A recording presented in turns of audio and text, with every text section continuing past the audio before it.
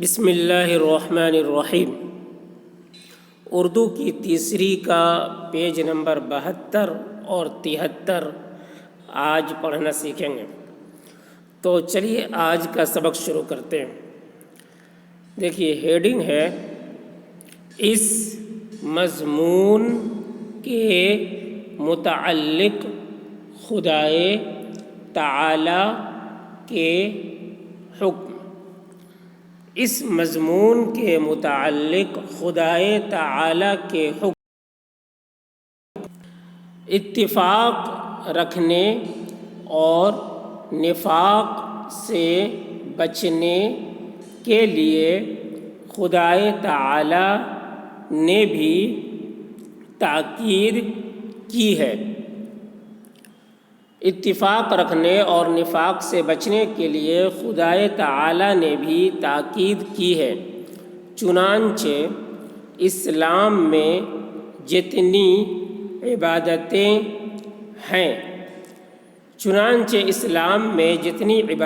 ہیں سب میں اتفاق کی ترغیب ہے اور نفاق کی ممانعت۔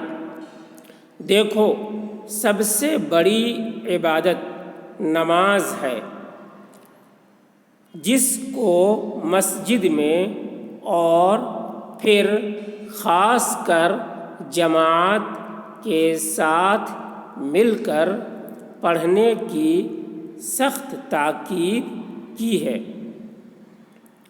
اور جان بوجھ کر بلا عذر جماعت سے علیحدہ رہنے پر عذاب آخرت کی وعید ہے۔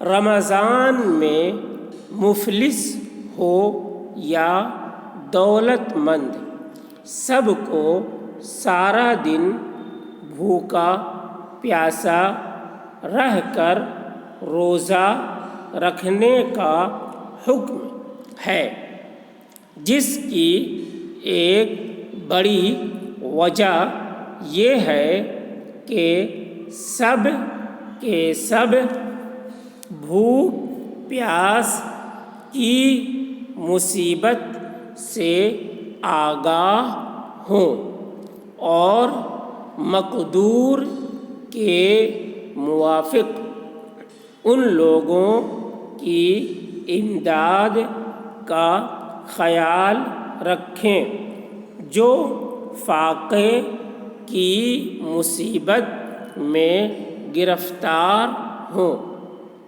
اور اس طرح قوم کے باہمی اتفاق کا ثبوت دیں۔ ایسا ہی دولت مندوں کو حکم ہے حج کریں، تاکہ ان کو علاوہ اور فائدوں کے سفر کی صعوبتیں اور خشکی اور تری کے راستوں کی مصیبتیں معلوم ہوں، اور مسافروں پر رحم کر کے اتفاق کے نشان دکھانے کا موقع ملے۔ زکوٰۃ کا بھی بڑا منشا یہی معلوم ہوتا ہے کہ دولت مند غریبوں کی امداد و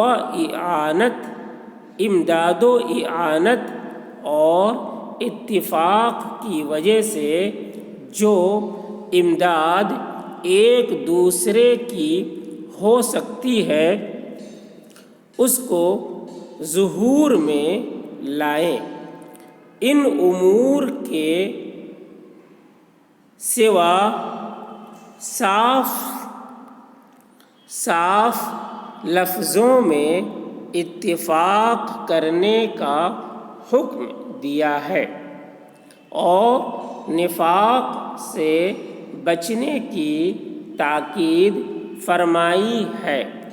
چنانچہ ایک جگہ حکم ہے وَاعْتَصِمُوا بِحَبْلِ اللَّهِ جَمِيعًا وَلَا تَفَرَّقُوا، اللہ کی رسی کو مضبوط پکڑو اور آپس میں پھوٹ مت ڈالو۔ اس کے بعد عرب کے مسلمانوں کو یہ بات یاد دلائی گئی ہے کہ اسلام لانے سے پہلے تمہاری علیحدہ جماعتیں تھیں۔ ایک جماعت دوسری جماعت کے خون کی پیاسی تھی، پشتوں سے تمہاری باہم دشمنی چلی آتی تھی، جس کی وجہ سے سینکڑوں جانیں مفت میں ضائع ہوتی تھیں، لیکن جب تم اسلام لائے اس کی برکت سے اتفاق پیدا ہوا اور تم آپس میں بھائی بھائی بن گئے تو دیرینہ کینے تمہارے دلوں سے دھل گئے۔ پہلی حالت میں تم دوزخ کی آگ میں جھکنے ہی کو تھے، جس سے بچ گئے۔ دوسری جگہ ارشاد ہوتا ہے وَأَطِيعُوا اللَّهَ وَرَسُولَهُ وَلَا تَنَازَعُوا فَتَفْشَلُوا وَتَذْهَبَ رِيحُكُمْ، اللہ اور اس کے رسول صلی اللہ علیہ وسلم کی اطاعت کرو، آپس میں جھگڑا نہ کرو، اگر ایسا کرو گے تو سست ہو جاؤ گے اور تمہاری ہوا بگڑ جائے گی۔ ان آیات سے جو باتیں معلوم ہوئی ہیں ان کی تصدیق تجربے سے پہلے بتائی گئی ہے، پس تم ہر وقت اس کوشش میں رہو کہ تمہارا کسی سے جھگڑا فساد نہ ہو، سب کے ساتھ اتفاق اور محبت سے رہو، اس سے خدا کی بھی خوشنودی حاصل کرو گے اور دنیا میں بھی بڑے آرام اور چین سے عمر گزارو گے۔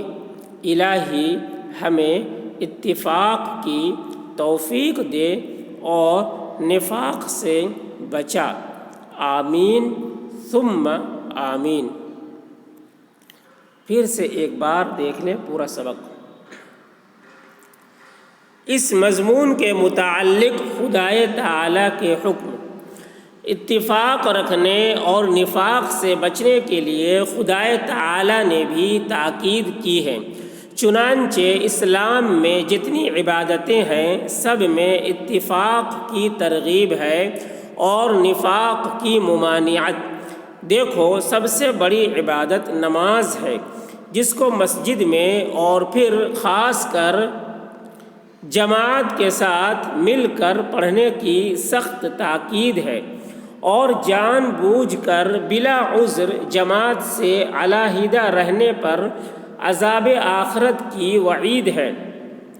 رمضان میں مفلس ہو یا دولت مند، سب کو سارا دن بھوکا پیاسا رہ کر روزہ رکھنے کا حکم ہے، جس کی ایک بڑی وجہ یہ ہے کہ سب کے سب بھوک پیاس کی مصیبت سے آگاہ ہوں اور مقدور کے موافق ان لوگوں کی امداد کا خیال رکھیں جو فاقے کی مصیبت میں گرفتار ہوں، اور اس طرح قوم کے باہمی اتفاق کا ثبوت دیں۔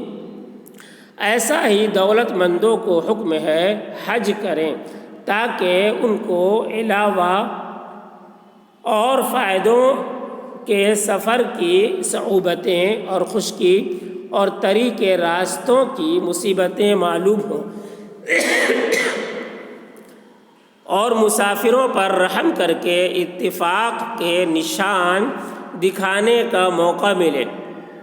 زکوٰۃ کا بھی بڑا منشا یہی معلوم ہوتا ہے کہ دولت مند غریبوں کی امداد و اعانت اور اتفاق کی وجہ سے جو امداد ایک دوسرے کی ہو سکتی ہے اس کو ظہور میں لائیں۔ ان امور کے سوا صاف صاف لفظوں میں اتفاق کرنے کا حکم دیا ہے اور نفاق سے بچنے کی تاکید فرمائی ہے۔ چنانچہ ایک جگہ حکم ہے وَاعْتَصِمُوا بِحَبْلِ اللَّهِ جَمِيعًا وَلَا تَفَرَّقُوا، اللہ کی رسی کو مضبوط پکڑو اور آپس میں پھوٹ مت ڈالو۔ اس کے بعد عرب کے مسلمانوں کو یہ بات یاد دلائی گئی ہے کہ اسلام لانے سے پہلے تمہاری علیحدہ علیحدہ جماعتیں تھیں۔ ایک جماعت دوسری جماعت کے خون کی پیاسی تھی، پشتوں سے تمہاری باہم دشمنی چلی آتی تھی جس کی وجہ سے سینکڑوں جانیں مفت میں ضائع ہوتی تھیں، لیکن جب تم اسلام لائے اس کی برکت سے اتفاق پیدا ہوا اور تم آپس میں بھائی بھائی بن گئے تو دیرینہ کینے تمہارے دلوں سے دھل گئے۔ پہلی حالت میں تم دوزخ کی آگ میں جھکنے ہی کو تھے جس سے بچ گئے۔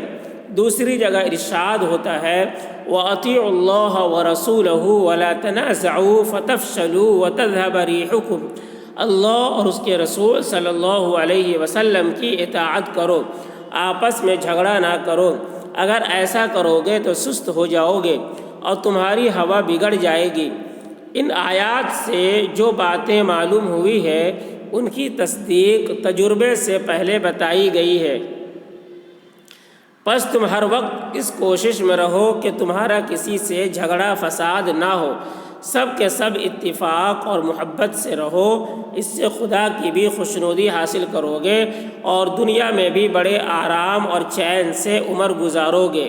الہی ہمیں اتفاق کی توفیق دے اور نفاق سے بچا، آمین ثم آمین۔